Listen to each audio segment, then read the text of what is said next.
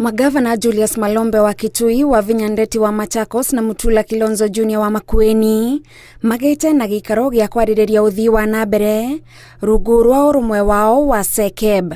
Matongoretio ni muikarĩri wao Julius Malombe atongoria aya matariirie matanya mao ma kũrutithania wĩra na thirikari nene niguo gĩcigo gĩkĩ gĩtigatigwo na thutha uthii-inĩ wa nambere. A very big project was launched which will deliver 5,500 units, and besides that the agreement is all the jobs which will be available during the construction phase will be given to the people of this county and in the region.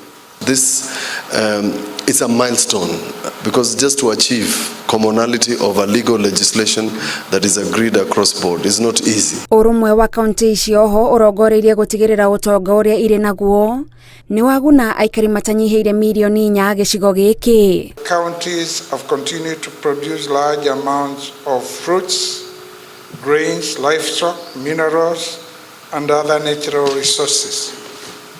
A common approach towards maximizing the full potential of these resources is required, given that some of these resources are shared across the counties. Hamwe na tabarĩra iria marĩ ihenya-inĩ rĩa gũtetera ũkinyanĩria wacio nĩ gũtherio kwa rũĩ rwa Athi River rũrĩa rũngĩtuĩka kĩguni kĩnene kũrĩ makiri ma aikari arĩa matakoragwo na maĩ matheru ma kũnyua. And we as a county have also put a small budget to ensure that we start doing something, but cleaning of Athi River starts with Nairobi River.